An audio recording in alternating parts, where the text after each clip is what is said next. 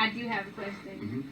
Okay, so in this report from News One, it says he claimed that light-skinned people aren't really black.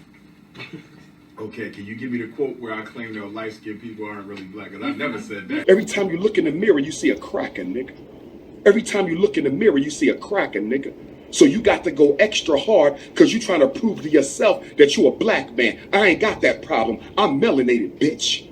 I'm melanated, bitch. When I look in the mirror, I see a black man. When you look in the mirror, you see a cracker, nigga. They say RBG, they think of Ifa Tunde. They don't think of some little albino looking. This is just a News One article, so I'm just, trying to hear your perspective. That's the first time I heard that.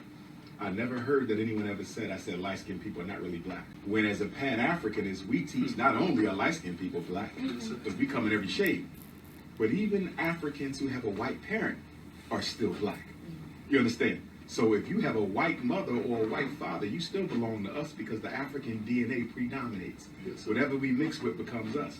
So just like I would invite a so-called biracial and so-called biracial sister, and I say so-called because there's no such thing as biracial. It's a social construct. It's a social construct. Whatever we mix with, we take over. So ain't no half black. You understand? So for somebody to say light skin, when my father light skin and my nieces are light skin and my grandmama light skin, if half my family walked in this door, y'all think they was probably biracial. So that was a lie right there. I never heard that before, but I'm glad you brought that up. Rule number 2. If you are living with, sleeping with, baby mama, baby daddy, engaged or married to someone who's not an African, you cannot work at my school. Now, if you biracial, I consider you one of us. You African like the rest of us. You're not responsible for how you got here. So if your mother is white or your daddy is white, that's your business. I don't have a problem. You just as African as the rest until you prove yourself otherwise. But I want you to understand this. You are expected to fulfill the same criteria as everyone else. So even if you are biracial, you cannot be dating anyone other than an African, or you can't come either. Some of my biracial brothers and sisters think they exempt from certain rules. Your ass ain't exempt. Do the people know that you call light-skinned women bitches and hoes and dirty-ass motherfuckers? Love, it's your boy Goldie. And we gonna talk about this. Dr. Umar Johnson. I'm gonna call him Umar. I ain't gonna call him no damn doctor no more. I ain't even gonna put his damn full name in the sentence no more. Umar. Little Umar. Big Umar. You stoop low, brother. You made yourself look like a clown. I'm sorry. Not sorry. You made yourself look like a clown. You're supposed to be a huge influence and a leader in Pan-Africanism and the black community and all that. And you stoop to the level of a clown. You stoop to this world star hip-hop level type BS. You know what I'm saying?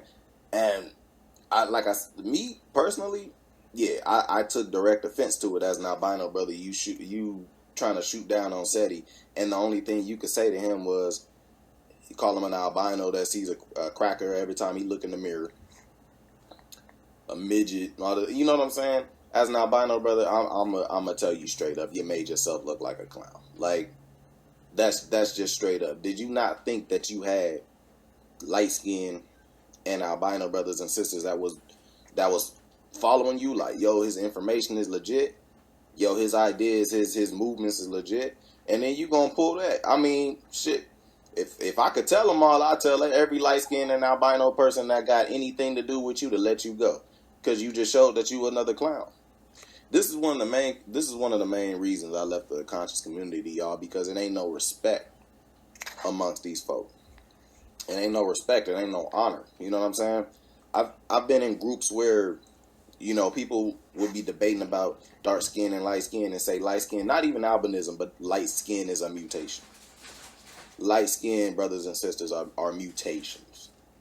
Come on now. Like, how could you get on the bandwagon? How could you get on board with anything like that? Do you make yourself sound ridiculous? You make yourself sound just like a white supremacist. Oh, look at those niggers over there with their brown skin and this and that. You just, oh, look at those light skinned wannabe cracker. Like, you make yourself look just as bad as the enemy that you trying to talk about. And that's just real talk. And you supposed to be this leader. Umar, you supposed to be this leader. You supposed to be this beacon of light in the black conscious community. And what you did, and I don't care, you can make a little a vocabulary savvy video and try to talk your way out of it if you want to. But the fact of the matter is, you was pushing the light skin versus dark skin agenda.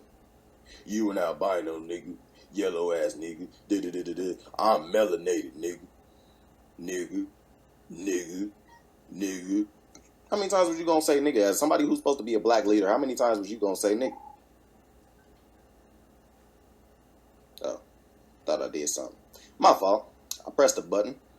I got triggered. Pressing stuff. I'm mad. No, I'm not that mad.